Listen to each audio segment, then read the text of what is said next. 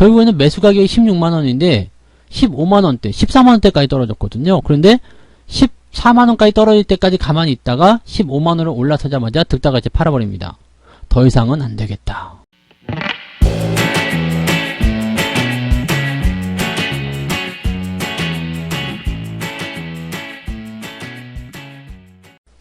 네, 반갑습니다. 성투사의 주식으로 부자되기 성투사입니다. 자, 매주 하나씩 여러분들 주식 투자에 좀 도움이 될 만한 강의들을 골라서 여러분들에게 진행해 드리고 있는데요. 많은 도움이 좀 되길 바랍니다. 지금 벌써 한 13번째, 14번째 강의인 것 같은데요. 아직까지는 초보자분들을 위한 그런 좀 대략적인 강의들을 해드리고 있어요. 그러니까 개념을 잡는 그런 강의라고 좀 보시면 되겠고요. 점차 시간이 갈수록 이제 중급자 또는 고급 강의로 들어가게 되겠죠. 그러면 조금 더 세밀하게 다뤄드릴 예정입니다. 그래서 어쨌든 지금은 기초를 닦는다 정도로 생각하시고 접근하시면 좋겠고요.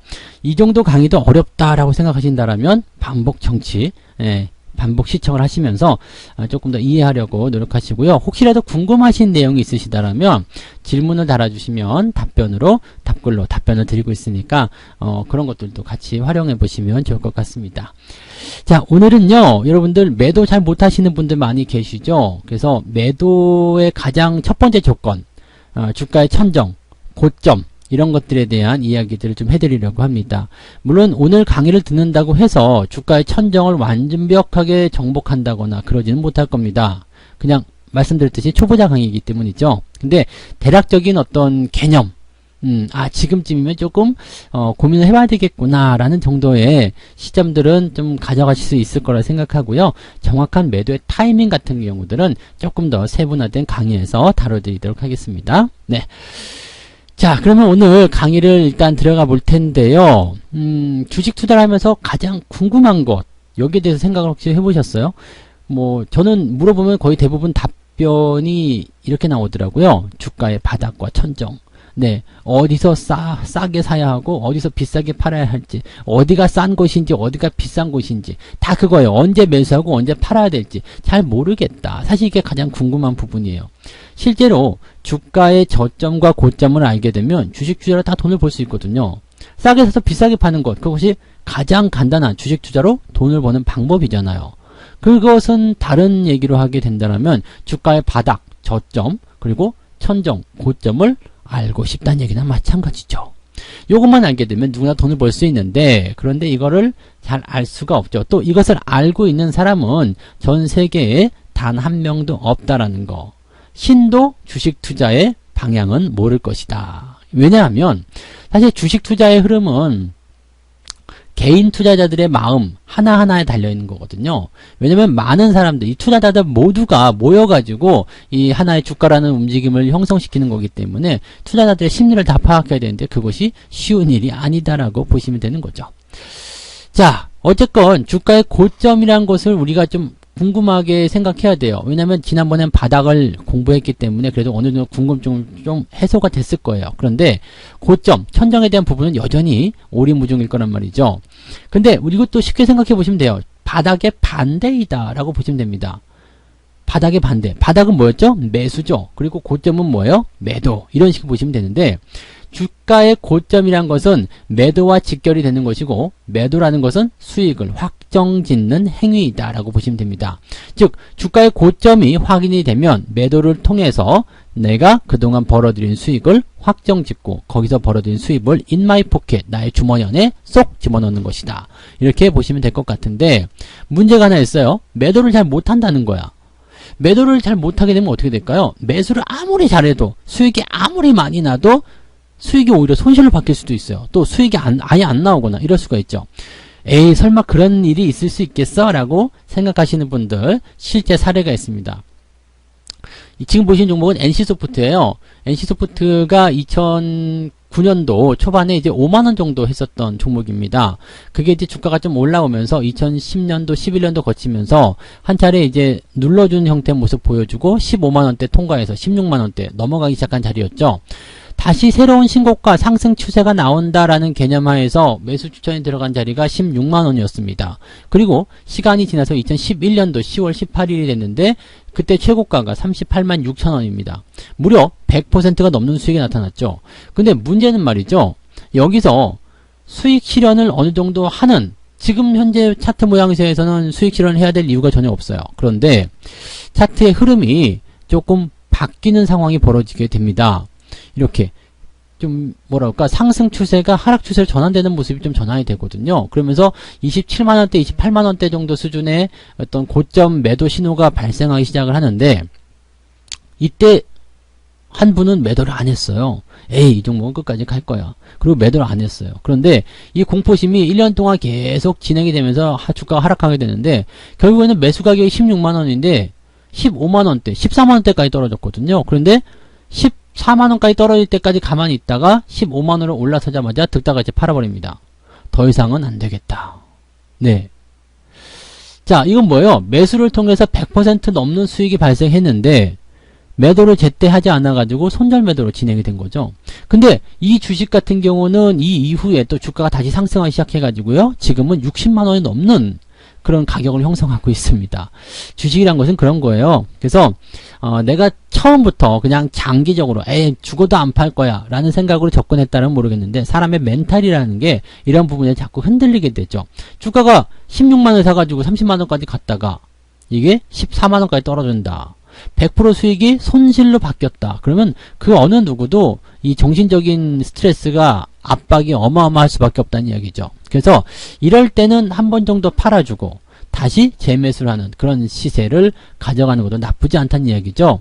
즉 이러한 부분들은 장기 전략 속에서 나타나는 단기적 매매 포인트가 아니에요. 장기적 추세 속에서의 어떤 주기와 관련된 어떤 하나의 큰 마디에 관련된 그러한 매매라고 보셔도 좋을 것 같아요.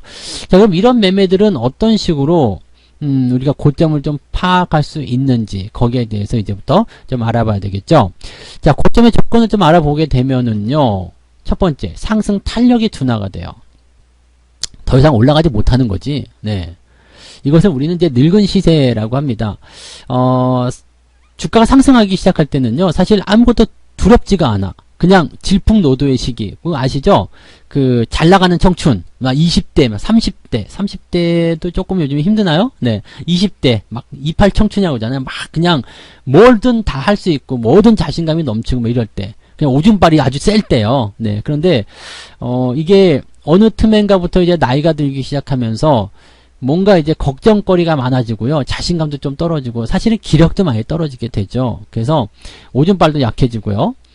물론 뭐 약을 먹고, 네, 비어그라 이런 거 있잖아요. 뭐 먹으라 이런 거, 네, 이런 거 좀 먹고 잠깐 좋아질 수는 있어요. 그런데 이것도 한계가 분명히 있잖아요. 한계는 있기 때문에 이 부분들이 지속적으로 연결되지 못합니다. 그러니까 고점에서도 잠깐씩 반짝해서 튀는 경우들은 있어요. 약을 먹고 미쳤을 때가 있죠. 그럴 때가 있지만 결국에는 시간이 지나면 다시 사그라지는 그런 부분들. 결국에는 과거에 그런 영광을 찾지 못하는 그런 상황들을 우리는 늙은 시세라고 부르는 겁니다. 그래서 상승 탄력, 그동안 강하던 어떤 흐름들이 조금 애매해졌어. 이렇다면 느낌적인 느낌이 오실 거라고 생각합니다. 이런 것들은 굳이 말씀 설명 안 드려도 여러분들 다 아실 거예요. 뭔가 좀 이상한데? 그 느낌 오면 거기가 바로 상승 탄력이 둔화된 고점의 포인트다라고 보시면 되는 겁니다. 네. 자, 그 두 번째 볼게요. 변동성이 심해져요. 변동성. 변덕스러운 등락이 나오게 됩니다. 물론 이제 사람이 자꾸 빗대서 좀 웃기긴 합니다만은, 사람도 특정한 나이대가 되면요, 변덕이 굉장히 심해지거든요. 그리고 우리는 이 시점을 우리는 갱년기라고 그러죠. 갱년기. 이게 약간 일생과 같은 그런 부분들이에요. 그래서 뭔가 이제 그 40대 중후반 남자들이요, 이게 호르몬의 변화가 좀 일어난대요. 그래가지고 제 친구 중에 한 명도 좀 슬픈 영화를 보고 요즘에 왜 이렇게 눈물이 나지? 뭐 이런 얘기를 하기도 했다고 합니다. 이게 약간 이제 변덕스러운 부분들이죠. 그리고 남자답던 사람들도 약간 좀 세심해지고 작은 애 상처받고 막 그런 경우들이 생긴다라고 하네요. 뭐 호르몬의 변화라고 하는데, 주식도 마찬가지예요. 어느 정도 이제 성숙이 됐다고 해야 되겠죠. 이런 고점권에 들어서게 되면 늙은 시세가 만들어지면서 변덕스러운 상황들이 만들어진다라고 보시면 되는 거죠. 처음에 태어나가지고 정말 질풍노도, 아까처럼 그냥 질주하는 그런 시기가 있었다라면 결국에는 그 이후에 안정적인 상승 추세. 이거 주식도 잘 보시면요. 처음에 올라갔다 내려갔다 하는 모습도 발생하죠. 그리고 눌림목도 나오고 급등했다가 내려갔다 이런 모습 나오거든요. 그 이후에는 안정적인 상승이 쭉 진행되거든요. 그러다가 마지막에 결국 변덕스러운 모습으로 다시 마무리가 된다. 사람도 결국에는 나이가 들면서 애가 된다라는 얘기를 듣는 것처럼 주식도 처음에 변동성이 심했었던 그 처음의 위치로 돌아가면서 추세가 다하는 그런 모습이 나타나게 된다.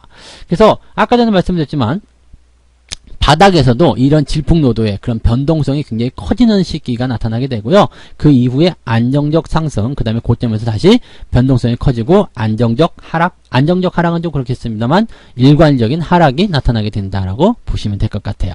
그래서 변동성이 심해진다는 것이 바로 고점의 조건이고, 변동성은 추세가 변화하는 추세 변곡점에서 나타나는 하나의 조건이기도 하다는 것을 알아주시면 되겠습니다. 자, 세 번째는요, 여러분들이 아주 쉽게 접할 수 있는 내용입니다. 멋진 뉴스로 도배가 돼요. 네, 그냥 난리가 아니죠. 그래서 멋진 뉴스로 도배가 되는데, 가장 쉬운 예로는 이제 삼성전기, 집 팔아서 매수해라, 이런 이야기가 있었어요. 집 팔아서 매수해라. 이게 증권사 리포트입니다. 그냥 일반적으로 뉴스에서 그냥 우스갯소리 한 게 아니라요. 증권사 리포트 제목이 이랬어요. 집 팔아서 매수를 해야 할 주식 해서 삼성전기 나왔습니다. 이따가 보여드릴게요. 그 다음에 이제 삼성전자 같은 경우도 이제 260만원 정도 했을 때 목표 가격대 400만원이 나왔다. 이렇게 얘기가 됐었고요. 셀트리온 같은 경우는 회장님이 나와가지고요. 고점 때 회장님이 나와가지고 뭐 하셨어요? 그냥 앞으로의 비전과 앞으로 더 잘 될 겁니다. 등등. 이런 이야기들. 즉, 멋진 뉴스, 청사진, 개미들에게 꿈을 주는 그런 뉴스들이 나오기 시작해요. 그러면 전국의 모든 개미들이 달려들게 될 텐데, 그 사람들이 사는 주식은 다 뭐예요? 어디서 나온 겁니까? 원래 그 주식을 갖고 있던 사람들이 개미들한테 파는 거잖아요. 누군가 팔아야지 내가 살 거 아닙니까? 이렇게 생각하면 정말 끔찍하지 않습니까? 그 많은 개인 투자자들이 다 그냥 달려들어 사는 그 주식 다 어디서 나왔을까? 어마어마하죠. 네. 자, 삼성전기 한번 볼게요. 네. 집 팔아서 뭐뭐 주식 사라! 라는 리포트가 나왔어요.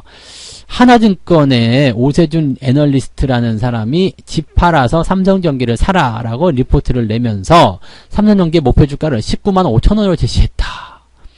이게 5월 말 당시에 13만 9천원이었다고 되어 있는 부분이라서 추가적으로 더 많이 상승할 것이다 라는 이야기를 했는데, 이게 2010년도 6월달에 나온 이야기고요. 이 리포트는 언제 나왔냐면 2010년도 5월 30일 정도, 이제 5월 말에 나온 리포트입니다. 그래서 그때 이제 뉴스란 말이에요. 실제 이제 주가는 어떻게 변했는지 한번 볼게요. 안 보셔도 아시겠습니다만 이게 2010년도 고점이에요. 가장 높은 자리가 바로 그 자리입니다. 집 팔아서 주식 사라. 이게 이 시점 이후에 주가가 몇 년 동안 하락을 하게 됐죠. 2010년 거기가 고점을 찍었고요. 1년, 2년, 3년, 4년, 5년, 6년 동안 하락세를 보이고 여전히 회복세가 될까 말까 하고 있는 모습입니다. 자, 이런 거예요. 뉴스가 굉장히 자극적으로 나오게 되고 정말 공신력이 있다라고 생각하는 사람들조차도 지금은 주식을 매수해야 된다라고 생각하는 바로 그런 위치들. 자, 저런 증권사 리포트를 보고서 개인 투자자들이 매수 안 할 이유가 없잖아요. 매수를 해야 되겠다고 생각하겠죠. 그 당시에 가장 많이 인기를 끌었던 기업이 바로 또 삼성전기이기도 하거든요. 자, 이런 부분들을 우리가 생각해 본다면 주가의 고점에서는 이러한 형태의 개인들을 현혹시키는 그러한 모습들이 나오게 된다라는 거. 자, 그러면 우리가 이런 주가의 고점들, 상승 탄력이 둔화된다거나 또는 변동성이 심해진다거나 이렇게 멋진 뉴스가 나온다거나 이런 부분들을 알고 조심을 하게 된다면 어느 정도는 피해갈 수 있을 것 같긴 한데, 지금이 정말로 고점인지 아닌지는 또 차트상에서 나타나는 부분들이 있을 거란 말이에요. 그래서 지금부터는 이제 차트를 가지고 설명을 해드리도록 하겠습니다. 본 방송에서 제공되는 모든 정보는 투자 판단의 참고 자료이며 투자의 최종 책임은 본 방송을 이용하는 본인에게 있습니다.